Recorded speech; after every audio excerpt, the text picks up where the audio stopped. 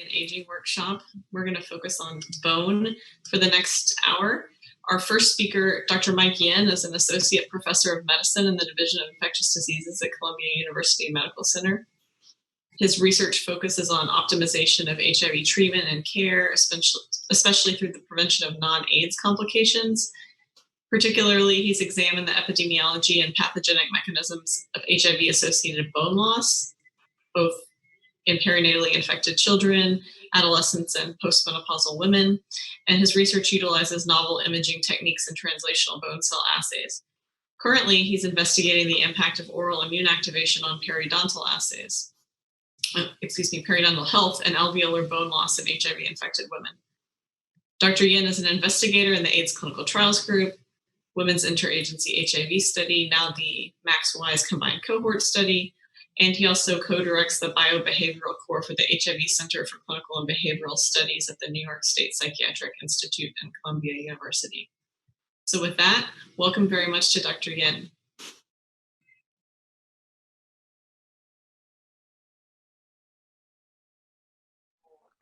Today, we're going to talk about the effects of HIV and antiretroviral therapy on bone. I'm going to talk about the improvements that we've seen with the introduction of integrase inhibitors and tenofovir alafenamide fumarate on bone health.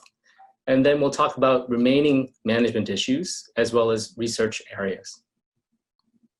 Osteoporosis is a systemic skeletal disease of aging. It's characterized by low bone density, microarchitectural deterioration, and reduced bone strength. Its clinical manifestation of osteoporosis is a fragility fracture. Fragility fractures are fractures that happen without trauma. They usually happen at the vertebrae, the hip, or the wrist. The way that we make the diagnosis of osteoporosis is by DEXA. And there, you usually look at the T-scores. If your T-score is greater than 2.5 standard deviations below that of a person of the same sex and race as you at a young age, then you have osteoporosis. Now, the key to know about osteoporosis prediction is that it has great predictability for fracture risk in older individuals over 50, but does not have the same kind of risk prediction for younger individuals. As far as the impact of HIV on fractures, we've seen from many studies over the last 10 years that people with HIV have a greater risk of fractures. And it really starts to become apparent in the older ages above age 50. And this is one of the first studies that looked at the prevalence of ICD-9-coded fragility fractures in HIV-positive individuals compared to the general population. And it shows this very nicely for both women and men, that the split between the HIV-positive and the general population begins around 50 for women and a little bit earlier for men. Subsequent to this, there have been many other studies from the MAX, the WISE, looking at incident fractures, and this sort of plays out as well. Now, I began my interest in this field focusing on postmenopausal women. And this is one of the earliest studies that we performed, looking at a cohort of HIV positive and HIV negative postmenopausal women from Columbia University that were matched for race ethnicity. And we found that the HIV positive individuals had lower bone density at the lumbar spine and the total hip, the femoral neck, than the uninfected controls. We also found that over a 1-year period that the rate of bone loss was greater at the total hip and at the wrist. Later, when we looked at premenopausal women, we found this not to be true. That is, the rate of bone loss longitudinally in premenopausal women was not different between the HIV positive and negative individuals. So we and others found that the risk of fracture was clearly higher and bone density clearly lower in older individuals. And we wondered, with a lifetime of HIV infection, starting from perinatal infection, whether or not this would greatly impact the risk of fracture in those people who are infected early in life. Bone mass and bone strength is a lifetime cumulative process. And so In our first investigation, we wanted to see whether perinatal infection caused lower bone density at an age in your pre-pubescent age. And here, for this study, we collaborated with investigators in Johannesburg to assemble a cohort of children with perinatal HIV infection who were between the ages of 5 to 9. These children had been part of a randomized clinical trial and started on therapy early, before the age of 3, and were continuously on antiretroviral therapy. We found for the controls, we recruited uninfected controls from their siblings, so had very similar environmental exposure other than the HIV infection. We found that the HIV positive children had lower bone density and they had lower bone mineral content in the whole body and the lumbar spine, and that this held up after controlling for height, which adjusts for the differences in growth between the two groups. Next, we wanted to see whether or not early in life infection, either perinatally or during adolescence, prevented the attainment of a genetically determined peak bone mass.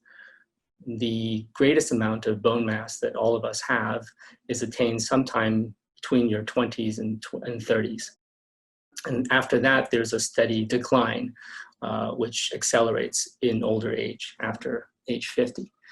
And so for this next investigation, we wanted to know whether or not children who were infected perinatally or during adolescence had lower peak bone mass at an age of 20 to 30. For this study, we assembled a cohort containing 3 groups: perinatally infected children at the age between 20 and 25, people who were infected with HIV during adolescence, now between age 20 and 25, and controls who were uninfected. We matched by age and ethnicity. They differed a little between the 2 groups that were HIV positive by the antiretroviral exposure, with more of the perinatals being exposed to protease inhibitor therapy.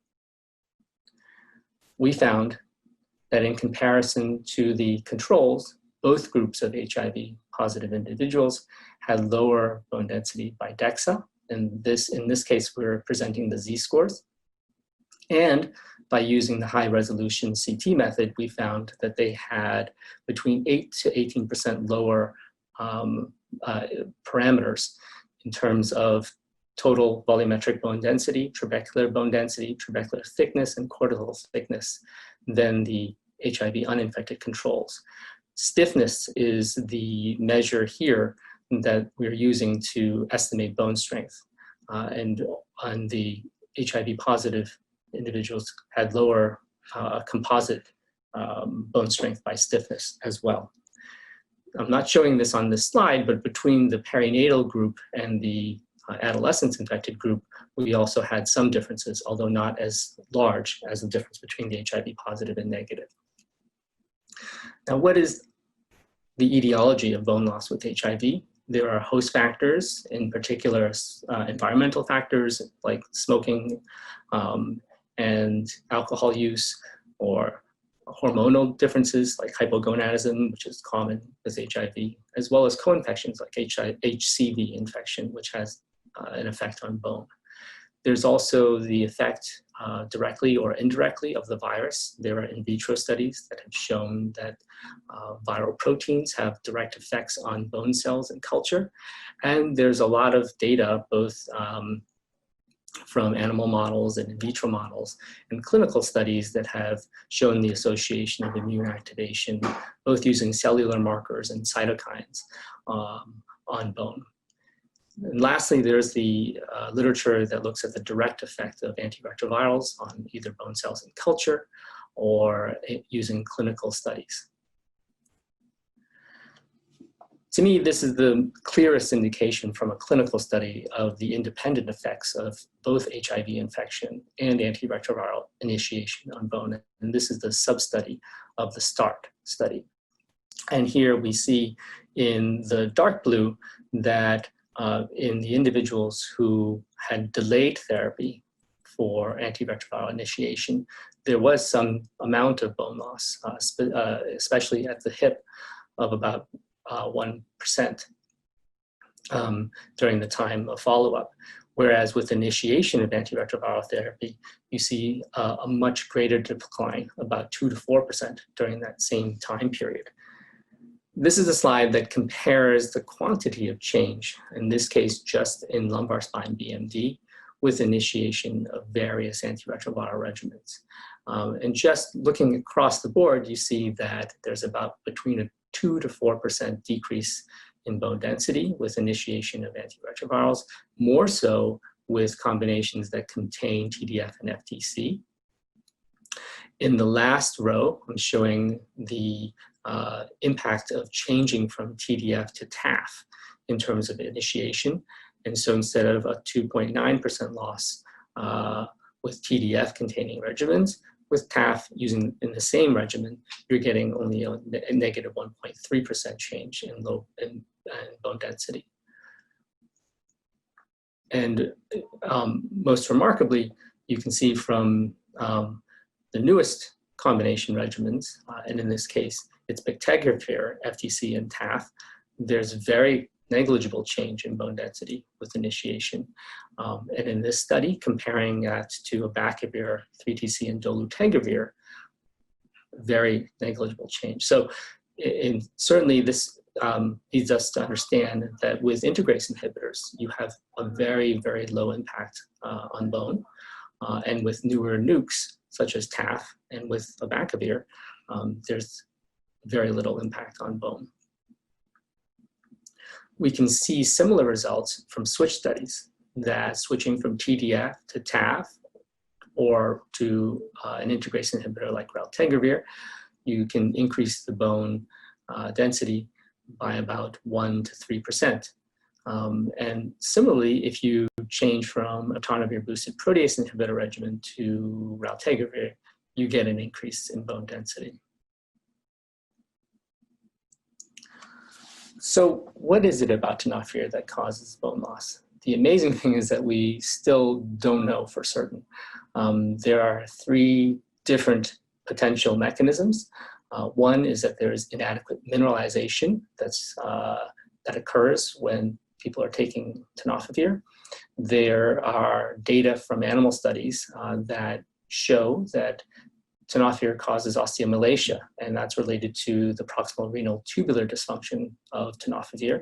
In humans, hyperphosphatemia occurs quite commonly, probably as a consequence of some proximal renal tubular dysfunction, but frank hypophosphatemia, meaning low levels of phosphate in the blood, and clinical osteomalacia, meaning clear evidence that there isn't enough mineral deposition because of the phosphate in the bone, is a very, very rare event.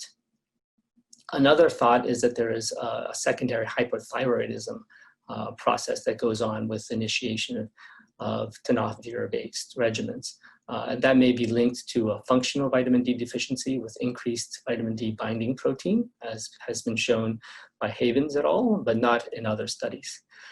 And lastly, there are data from in vitro studies that show that tenofovir has direct effect on bone cells, that it can increase osteoclast differentiation, which promotes bone resorption, and it also can inhibit osteoblast differentiation, which may produce problems with bone formation or mineral deposition.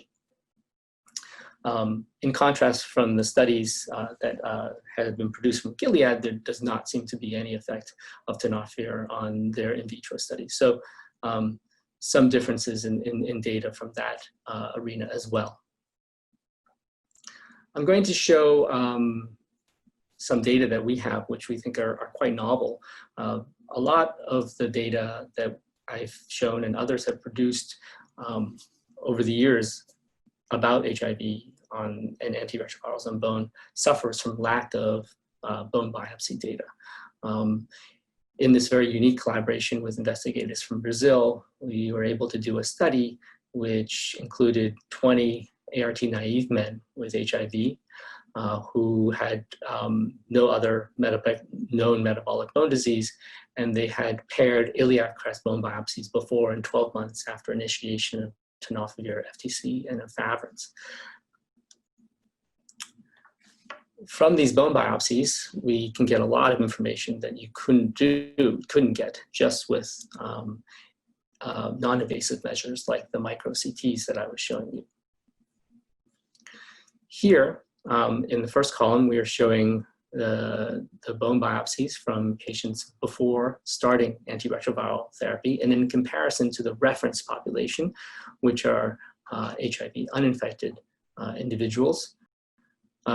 We see that there's a real difference in the dynamic parameters, the bottom two rows, in lower bone formation and higher mineralization lag time. So this really shows that there's a problem just with HIV alone on the osteoblast's function of being able to form bone and mineralize bone.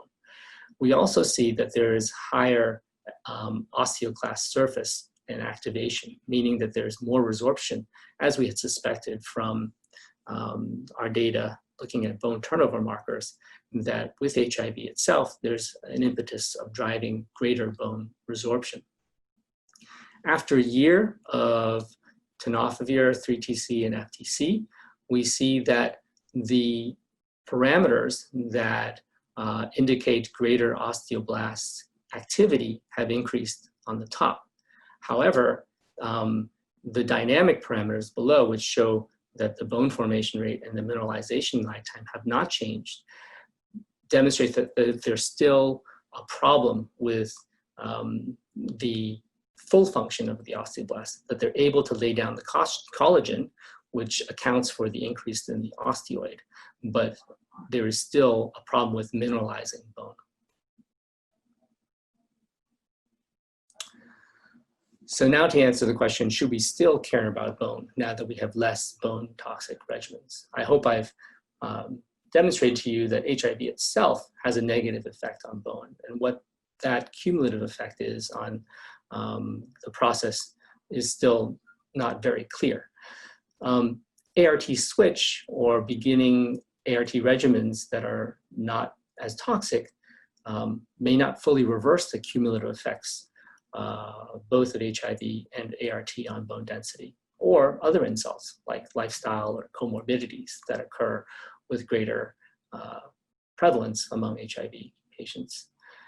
And lastly, there are vulnerable populations that I've shown, children and adolescents in their inability to reach peak bone mass, and in older individuals who are at higher risk. I think these vulnerable populations still require us to think about improving management beyond antiretroviral changes. And one last point, that TDF is still widely used in resource-limited settings and may still be for some time to come. So here are some suggestions for clinical management. As far as screening is concerned, when we're screening with the DEXA, we're trying to see who's at greatest short-term risk of having a fracture and requires additional intervention. And here we recommend doing the DEXAs in older individuals only, above the age of 50. As I discussed before, DEXA does not have such great predictive value for younger individuals as far as short-term fracture risk. The other modality that's been talked a lot about in places that don't have access to DEXA is the FRAX, which is an online calculator that you can use to input clinical parameters for patients to derive an estimated risk of fracture. We've shown, and others have shown, that FRAX is less accurate for people with HIV, but if you use the online calculator and you check off the secondary osteoporosis box as an indicator of the potential risk of HIV as a secondary osteoporosis condition, it actually improves the calculator a little bit. You should also screen for and manage secondary causes of osteoporosis if you do find that you have low bone density by DEXA, such as looking for vitamin D deficiency, hyperparathyroidism, subclinical hyperthyroidism, hypogonadism, and phosphate wasting. There are other conditions such as Cushing's syndrome, idiopathic hypercalciuria, celiac screw, and multiple myeloma, but those are not routinely checked. As far as suggestions for clinical management, for patients who are high risk of fracture, there are some potential things that we can do with antiretroviral therapy. First, for ART initiation, I think you should avoid TDF and protease inhibitor containing regimens, favoring integrase inhibitor regimens and NRTIs such as abacavir or TAF. As far as patients who are on established antiretroviral therapy regimens, for those who have fracture risks and for those who have DEXA evidence of low bone density, I would switch those who are on TDF or protease inhibitor regimens to ones containing integrase inhibitors and potentially abacavir or TAF if you need an NRTI. As far as what to do for patients who have a DEXA that shows that they're in the osteoporosis range, so less than a negative 2.5 for their T-score, that they don't have a fracture. You could first switch someone who is on an ART regimen, such as ones containing TDF and protease inhibitors, to a new regimen that contains integrase inhibitors or abacavir or TAF, and reevaluate the DEXA at 1 year. And this is a way in which you could think about delaying the use of bisphosphonates. Usually after you start the bisphosphonates, you continue for 3 to 5 years, and then you may have to sequence with other bone-specific therapies. We found that in some cases, if you just switch the antiretroviral regimen, you get a 2 to 3% increase in bone density, and you can delay the use of bisphosphonates for some years. However, this is not an option in patients who have a fracture or who have severe osteoporosis, so a T-score less than -3. Certainly, there are still gaps in our knowledge. I still think there's a lot of interesting research that could occur to look for understanding the specific mechanisms of antiretroviral therapy on bone toxicity. As I've shown you from our bone biopsy study, there's a lot of things that we still don't understand. It may involve other studies, such as our bone density study, to be able to elucidate that. Another thing we sorely need in this field is a better way to determine who is at higher risk of fracture or bone loss with ART initiation. And there have been many studies that have looked at bone turnover markers, inflammatory markers, or other biochemical modalities. None of them have been all that helpful. As far as using advanced imaging, such as CT assessment of bone strength, like I have showed you for research purposes, they may be of value, but are difficult to get for clinical patients. As far as what to do about the general population, especially younger individuals, besides antiretroviral therapy changes in terms of nutritional, hormonal, lifestyle modifications, I think those are very important questions that also deserve additional research. And lastly, this is a big problem in the resource-limited setting, given the limitations both in antiretroviral therapy as well as modalities to risk stratify and identify patients who are at risk of fracture or osteoporosis. So I think further research needs to be done in terms of figuring out what are the best and most cost-effective ways to implement some of those measures. With that, I thank you for your attention and acknowledge my collaborators and funders.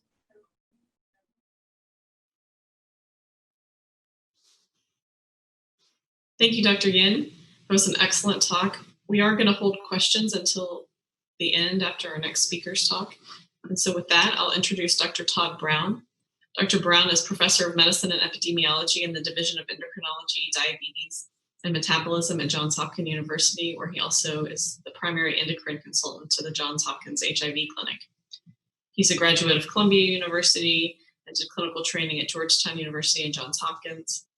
His research focuses on metabolic, endocrine, and skeletal abnormalities in people living with HIV, particularly as they relate to aging with HIV. He He is co-chair of the executive committee of the Max Wise Combined Cohort Study and co-principal investigator of the Baltimore, Washington Max Wise Combined Cohort Study site.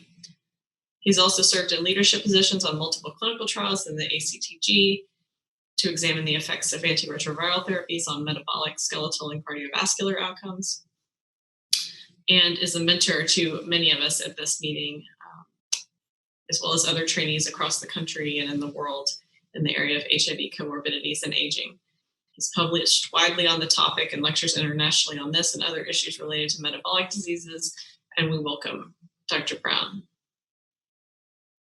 Thanks for the invitation to come speak to you today. So I'll be following up where Mike Yin left off, taking a more clinical view, talking about falls and fractures in people with HIV and how to prevent and treat them. Here are my disclosures.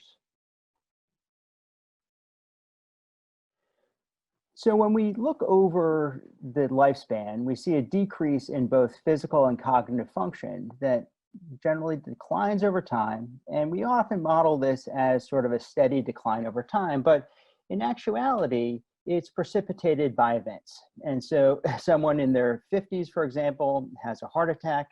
They don't quite recover after the heart attack. Their function decreases. They have another event like pneumonia, a big event like a hip fracture, another big event like a stroke, and then they become disabled on into their later life. So obviously hip fracture is really important. All fractures are important. And we know that fractures increase with increasing age. This is from the general population where fractures increase dramatically after age 65 in women and after about age 70 in men, which not only leads to problems with function and morbidity, but also mortality. So the question comes, how can we prevent fractures in people living with HIV? So some of this may have to do with antiretroviral therapy management. And so as Mike told you, we want to avoid TDF and PIs in people with a high fracture risk. The other important aspect is appropriate screening, as Mike also alluded to. So in people living with HIV, men 50 and older and all postmenopausal women should be screened if possible. The caveat here is that DEXA screening only explains about half of fracture risk. So it's good at measuring bone mass, but not so good at measuring other aspects of bone like bone quality, or of course, it doesn't measure fall risk at all. The other thing that we want to do is to identify appropriate candidates for treatment. So according to the US National Osteoporosis Foundation, these are the guidelines about who we should treat. So those who have a hip or vertebral fracture, those who have a T-score in the osteoporotic range, and then for people who are in the osteopenia range, that is between the T-score of -1 and -2.5, and they have a 10-year hip fracture risk of 3% or greater, or a major osteoporotic fracture 20% or greater, they also should be treated. And this is using the FRAX model, which most of you are familiar with. So if you log on to the computer and look at the FRAX website, you come up in this website in Sheffield, England, you find your country and you put in your patient's information and press calculate, you get a 10-year risk of their fracture. And this can be used either with or without bone mineral density. The caveat here is that FRAX generally underestimates fracture risk in people living with HIV. So there's concern here that it may not be telling us the whole story, and it leads to the question whether treatment thresholds should be any different in people living with HIV.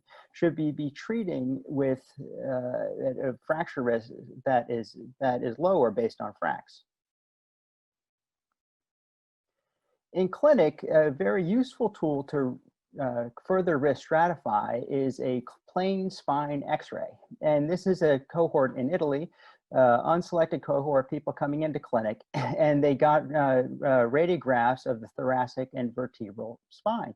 And what you see is about 15% of these people had fractures of their spine, that were completely clinically silent. And what's notable here is most of these actually happen in people without osteoporosis, that in these columns on the right here, the ones that are orange and red.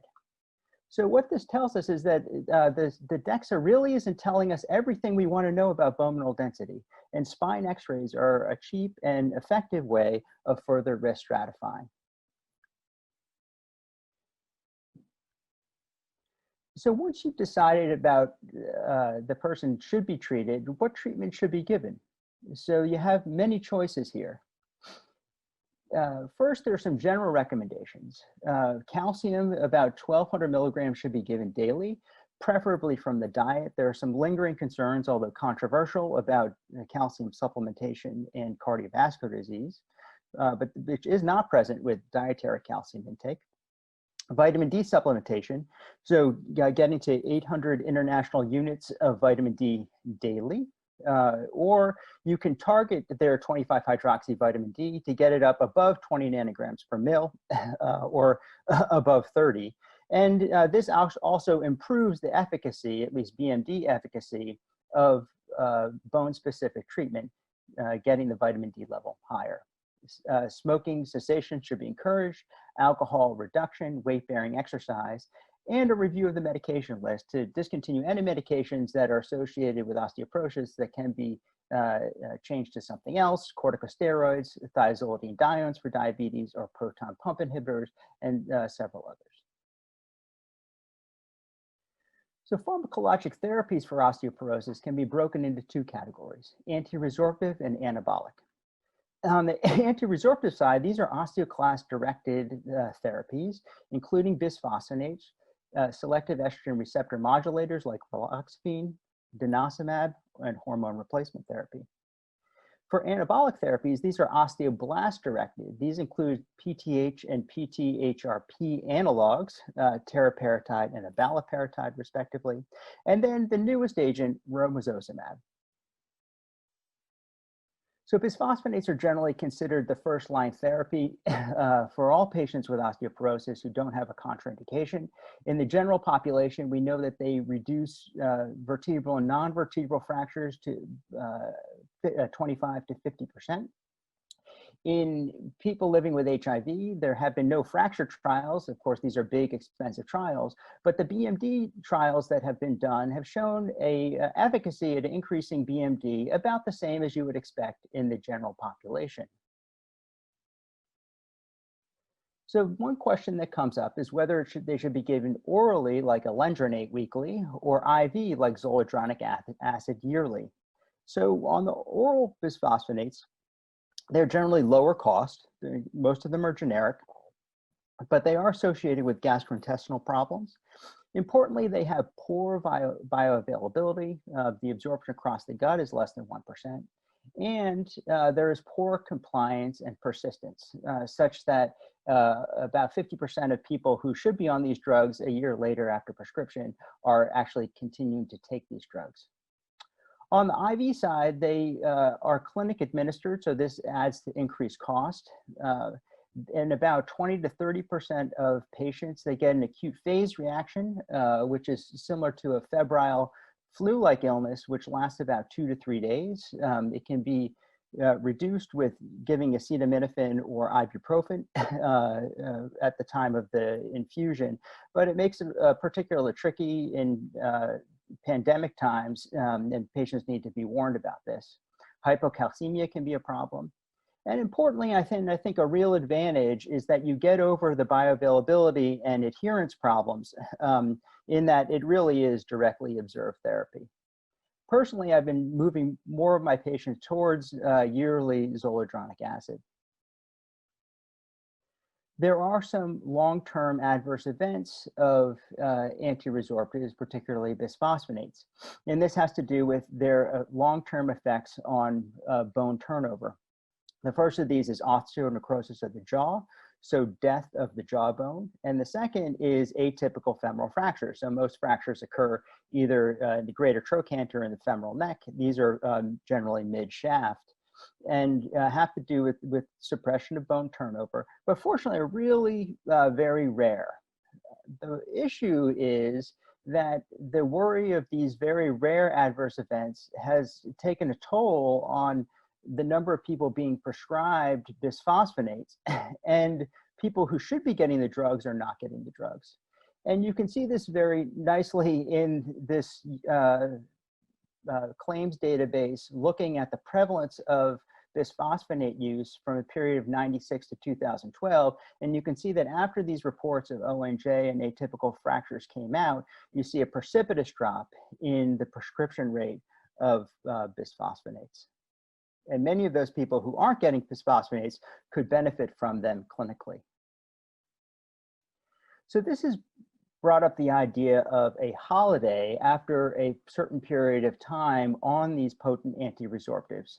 And so after 5 years of alendronate or 3 years of zoledronic acid, reconsideration of their use should be done. For people who have multiple fractures or have very low bone density, generally considered less than -3 or so, the drug should probably be continued because the benefits outweigh the risks. There are a lot of questions about drug holidays. If you do them, how long should they be?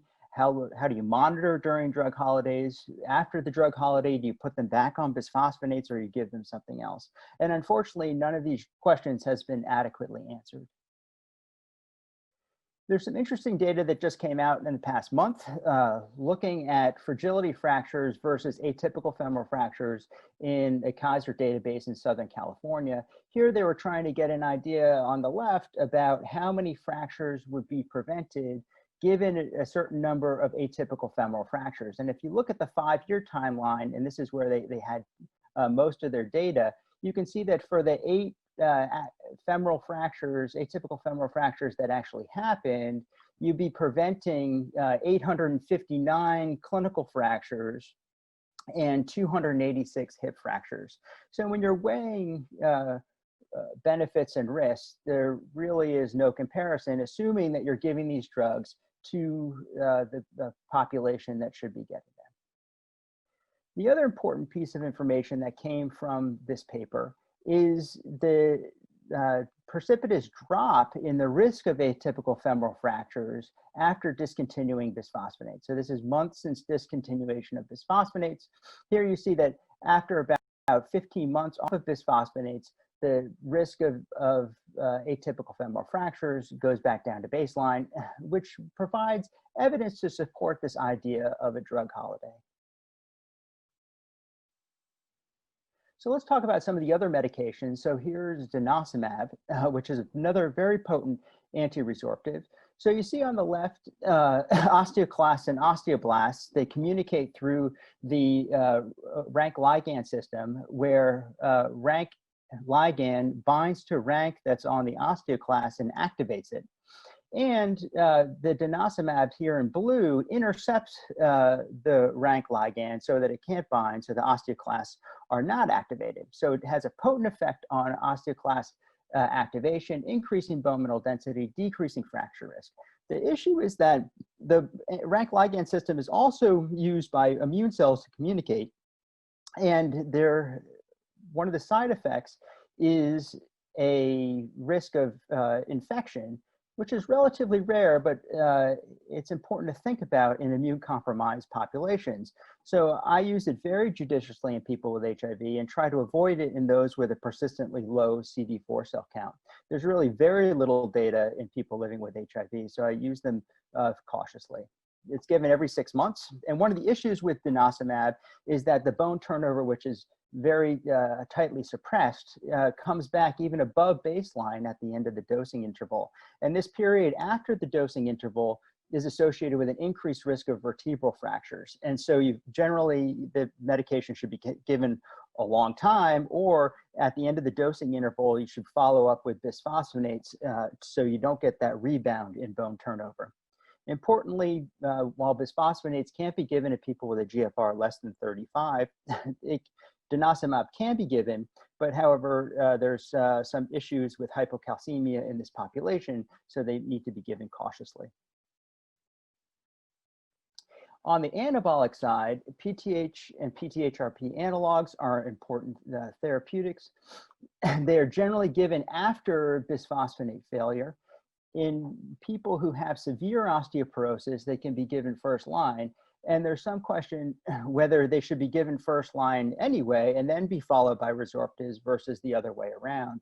This is a study on the left that looks at patients getting treated with either teriparatide or alendronate with glucocorticoid-induced osteoporosis. And what you can see is the bone mineral density gain that you get with teriparatide is much greater than that which you get with alendronate. They're only given for 18 to 24 months, and you need to follow them with an anti-resorptive or you lose the gains in bone mineral density obtained while on therapy. It's given by the patient as a daily subcutaneous injection. The newest drug available is romosozumab, and this is another anabolic that's a monoclonal antibody to sclerostin. So if you recall, the osteocytes are in the bone matrix here in purple, and they release sclerostin, which communicates with the osteoblasts to decrease osteoblast activity. So what the monoclonal antibody does is release the brakes on the osteoblast so that it can make bone. At the same time, it decreases osteoclast function. And so they're generally given for a year as monthly injections. In the head-to-head trials, there were greater bone mineral density gains compared to alendronate or compared to teriparatide. And there's greater fracture risk reduction compared to alendronate in a clinical trial. Right now, they're reserved for people with severe osteoporosis or those who have intolerance to other osteoporosis medications. Let's shift gears and talking about falls, because these are really quite important and it's really important to prevent them. So people with HIV have multiple risk factors for falls, such as sedative use and other medications that may precipitate falls, cognitive or visual impairment, lower extremity disability, such as neuropathy, muscle weakness, and frailty are all really important contributors to falls. So what can we do to prevent falls? So first of all, you need to identify a faller. And I generally ask this question in clinic, are you worried about falling? Because this identifies a patient who is at higher risk of falling. And then you can intervene with a physical therapy assessment and treatment program to improve strength and balance.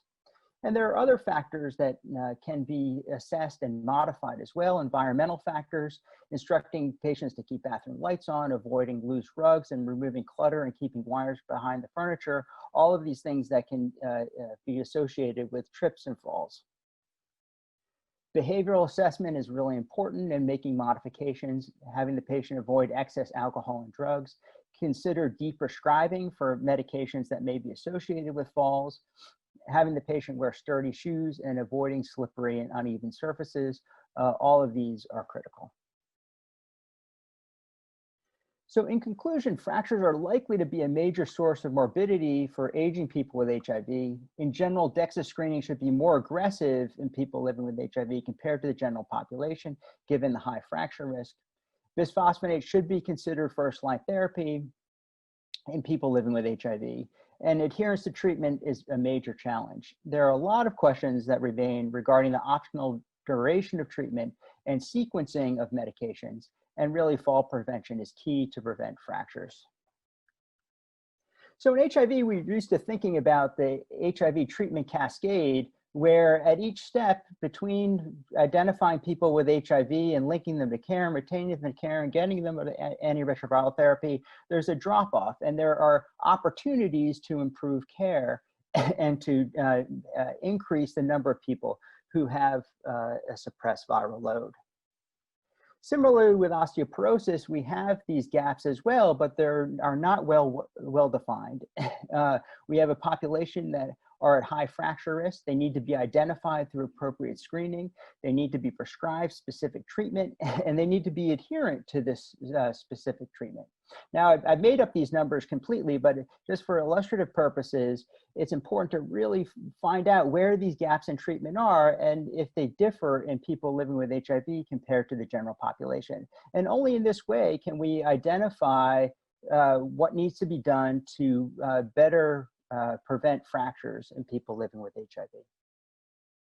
So if you look at the guy that I presented to you before, if we can eliminate hip fracture, as well as some of these other comorbidities, if we can prevent this hip fracture from happening, we can bend this curve upwards and improve health span and lifespan in our patients. Thanks.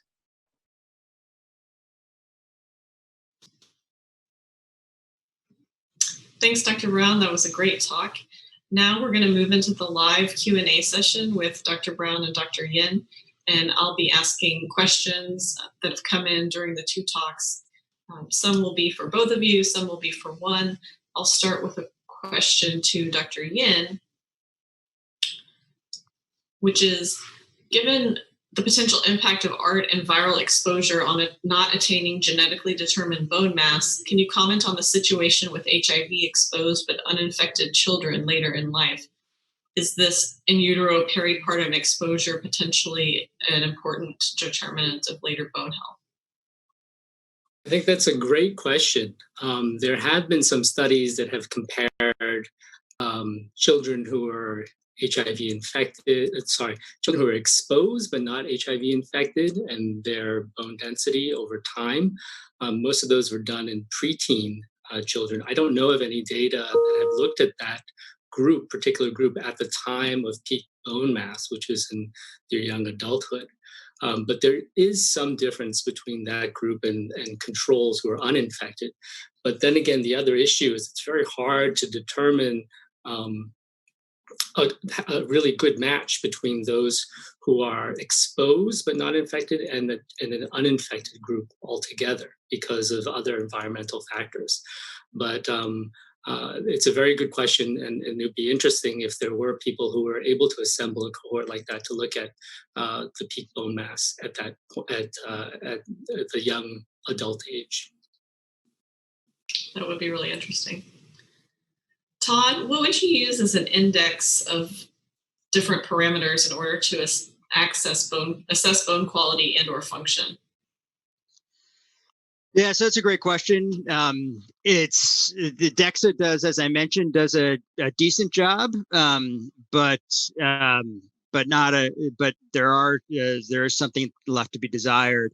Looking at bone quality, there's been question. Mike raised the issue of looking at bone turnover markers and trying to use them in combination with DEXA to identify a group that's at especially higher risk. And those strategies have been tried. Bone markers work pretty well in populations, but in an individual person, there's too much variability, and they really haven't, given us good information. Looking at other parameters, so neither of us mentioned trabecular bone score, which is a DEXA-based tool, but it can add additional information to DEXA. It reads the spine radiograph that's embedded in the DEXA image, and that can be useful. The other thing is directly looking at bone. So looking at the structural properties of bone, which is a measure of bone quality. And so as a research tool, we've been doing something called Osteoprobe, which is you put a probe onto the anterior tibia, and you look to see how much the bone is indented, and that gives you a direct measure of bone quality. Supposedly, the clinical studies aren't there needs to be much more before it goes into clinic. So I think that there are a lot of efforts to try to understand the best ways to measure fracture risk that go beyond DEXA, that aren't too expensive and aren't too onerous. But we're not quite there yet. I mean, DEXA has limitations, but it's pretty decent when it comes down to it. Great.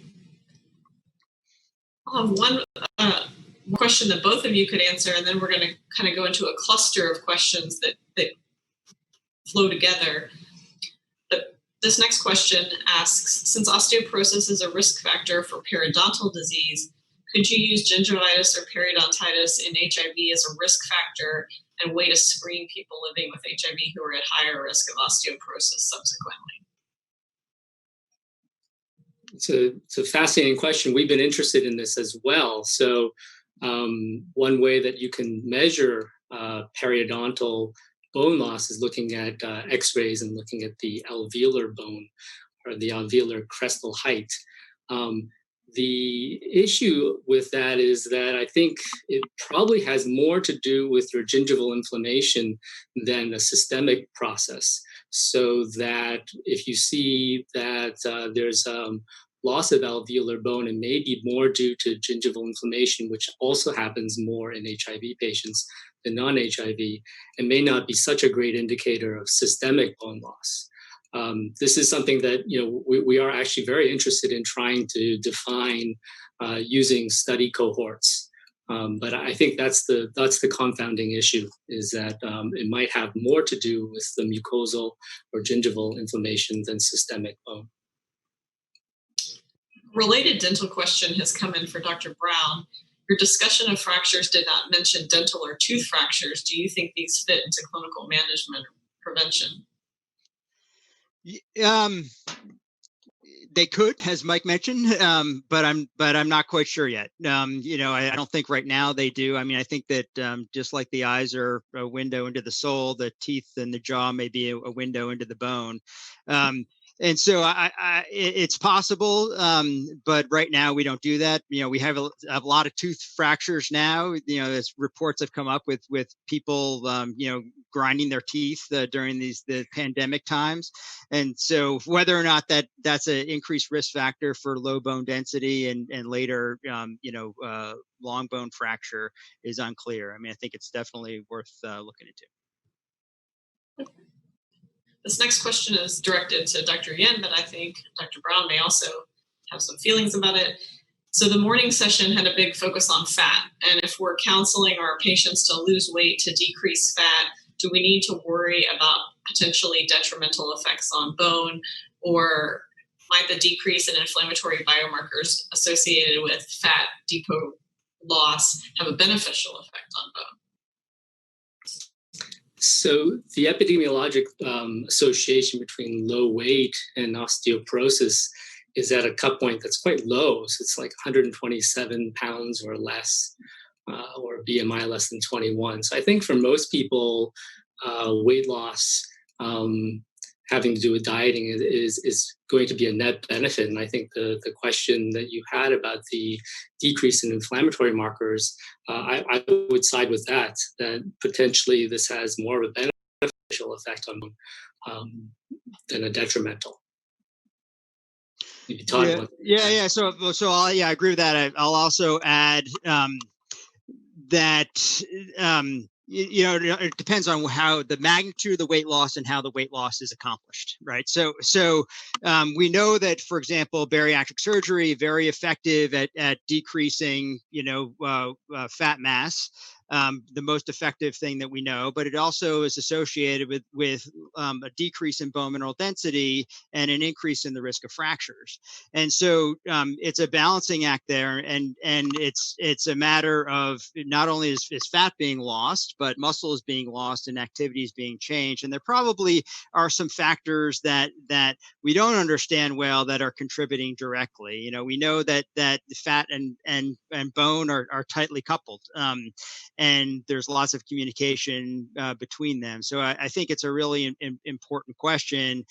I think that making sure that weight loss strategies include physical activity to maintain muscle mass is really absolutely critical from a clinical perspective. Great. And then for both of you, taking into account the discussions today around weight gain, both with integrase inhibitors and TAF, and then now putting in bone density on top of that, how do you discuss these pros and cons of ART with your older patients?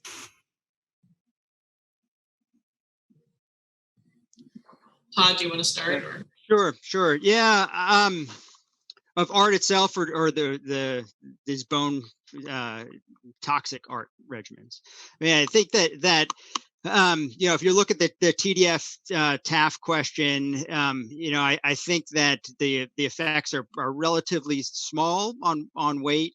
relatively small on bone. I mean, I think that it really depends on the population. For the older patient, I do think that it probably makes sense to not to give TDF. For the younger patient, this is true, in the PrEP population as well, when you're thinking about, which patients should get TDF PrEP versus TAF-based PrEP.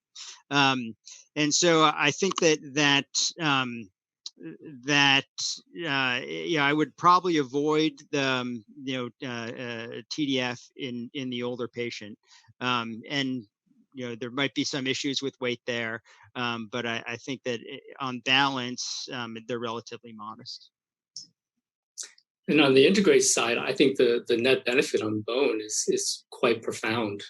So I would favor that, and the fat issues, are something separate to deal with. But I really, the data on the integrase and bone is quite impressive. Great. And then I guess similar to that, since some people may be having what seems like excessive weight gain on both TAF and an integrase inhibitor, we are kind of getting some idea from observational studies what components may be TAF, what components may be integrase, but it's a little bit unclear. So there are people who are saying that people should switch off both their integrase inhibitor and their TAF to see if they can at least get slowing of their weight gain. Are there patients for whom you think this might be a good idea? Or certain patients you definitely would never want them going back on TDF? Well, I think from the bone perspective, you have alternatives as far as non-toxic bone NRTIs, like abacavir is excellent as far as the bone perspective is concerned, and that could be an option. So far, the NNRTIs are certainly not as bad as the PIs, and could be another alternative as far as a switch if you're coming off of the integrase because of the excessive fat gain. I think there's so much to be learned from this, and I think the analysis of bone and fat together opens up a whole area for us to be cognizant of, because there are these hormones that are produced by fat and by bone that have crosstalk, and I think those are really largely unclear about how they actually interact with these different regimens, and it's a great opportunity for us to try to sort some of this out. Yeah, I definitely agree. And the other thing I'll add is that we don't really know if switching off integrase helps fat. And so, we'd like to know that question a lot. I think it's really a critical question in management, but it's really important to, if you try it, that you give your patient the caveat saying, we don't know, but we can try it. So I think it's important when weighing risks and benefits. Great. And then for Dr. Brown, there's a question to you about the potential risks or benefits of estrogen for the prevention and treatment of bone disease in postmenopausal women, since loss of estrogen is a significant risk factor for development of bone disease. Do you support the use in your osteoporosis patients? Yeah, so there is a big drop in bone mineral density during menopause. Generally, early menopause there's the biggest loss, and there's no question that estrogen plays the lack of estrogen is really the driving force, of course. Right now, a hormone replacement really isn't recommended unless the woman also has vasomotor symptoms. So clearly, these symptoms are best treated with estrogen, and that's the most effective treatment for. But in the absence of those, other treatments are preferred. Great. And then for either one of you, we received the comment, the research supporting the association between boosted PI and bone disease seems not very well founded or lacking confirmatory research. The risk with boosted PI could be due to using TDF along with the boosted PI. What do you think about this? I think a lot of the data are hard to disentangle because of the boosted PI and the use of TDF. We actually have one study in South African perinatally infected children, in which they had abacavir predominantly as the NRTI. No tenofovir was used at that time. And they were either on lopinavir, ritonavir, or efavirenz. And they started that at age 3, and they continued that to age 7, which is the time point where our first analysis was. And then we had a follow-on analysis at around age 9 and 10. And there was a clear difference between the group that was on lopinavir, ritonavir versus the group that was on efavirenz, with the lopinavir, ritonavir group remaining lower in their bone density at both time points, at age 7 and 9. So in that study, I can be pretty confident that there's a signal for a difference between a PI, boosted PI regimen, and efavirenz, independently of the TDF. Yeah. I'll also mention a couple other studies. One is Grace McCompsey's ACTG 5224. So if you all recall, it's a factorial design, abacavir versus tenofovir, boosted atazanavir versus efavirenz. So if you just look at the people that got abacavir, take out the TDF, there was an effect of efavirenz versus atazanavir. So with TDF out of the equation, that's what you see. And then the second line, so that to me is pretty convincing evidence of a PI effect. But we have to wrap up. We're getting the hook, the virtual hook. So the last thing I'll mention is the switch off from TDF to TAF. You would expect that if there was an effect, a PI boosting effect, that those people who are on PI switching off would have a larger BMD effect, and that's not true. And so I do think that there's a direct effect of PIs, and I don't necessarily. I think Andrew Hill's a meta-analysis where this notion comes from didn't really look at all these different other studies. They looked at the most recent Gilead studies. Okay, thanks. So because we are coming to a close, I apologize to those of you who didn't get your questions answered.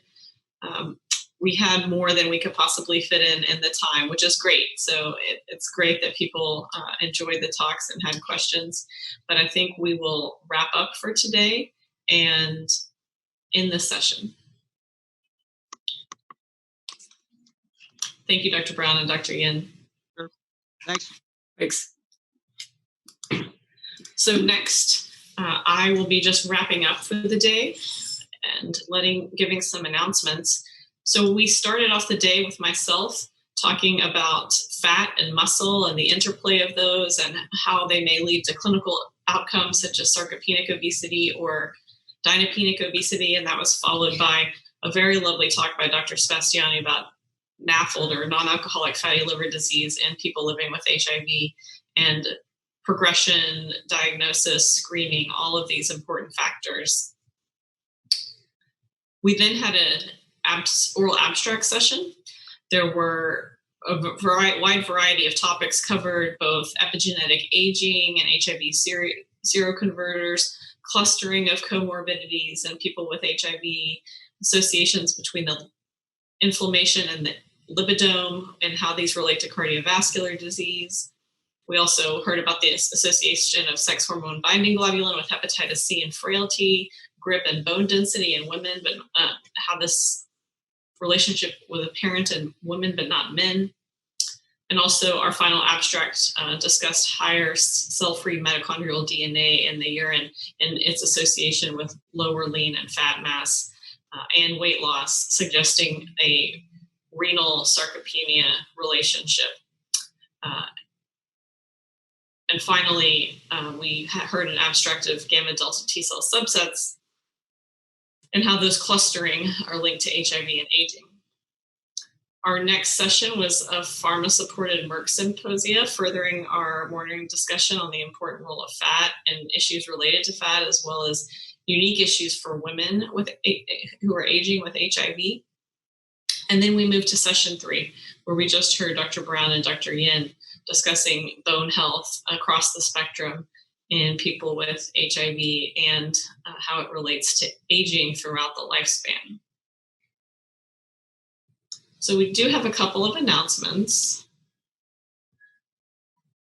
One, our next session is the poster session, which will begin at 1:20 Eastern Time. People do need to click on the poster viewing sessions in the timeline in order to access the posters. And there you can have a live interaction with the poster presenters. And then once you're in the poster gallery, you can, if you're in the poster gallery, but haven't clicked on the viewing session, you can view them, but there's not the live interaction. So if you have questions, please go to the viewing session through the timeline. Also related to posters, we are having some technical difficulties. Some of them are not displaying. We are going to have to fix this off air, and the software developers will take care of that later today. And so we will actually create a new poster session for tomorrow with those posters that were not able to be displayed today. We apologize to both the presenters and our attendees that some of them will be missing, but we will make it up to you. And tomorrow morning, look out for that announcement about the second poster session and the timing of that.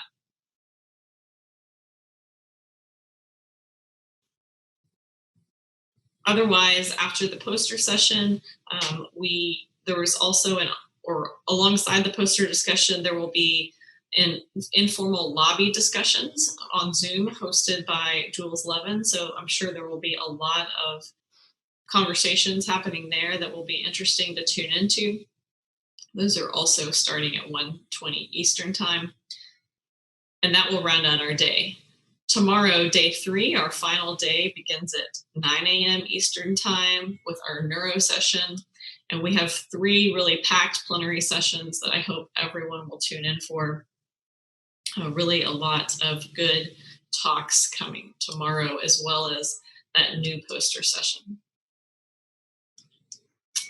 And with that, I'll wrap up day 2. Thanks to everyone.